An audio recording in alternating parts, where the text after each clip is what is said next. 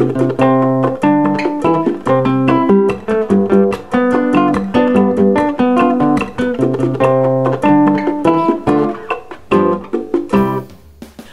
mis amigos, saludos, bienvenidos al Salón de Guitarra. En el día de hoy estamos haciendo una adaptación para segunda guitarra de la canción San Agustín Puerta de Tierra que interpreta Chamaco Ramírez.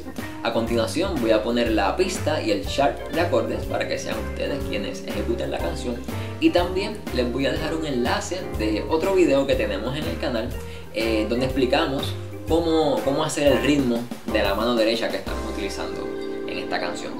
Les comento, ese video no contiene todos los detalles y todas las variaciones que realmente lleva el ritmo, porque de lo contrario pues sería un video demasiado largo.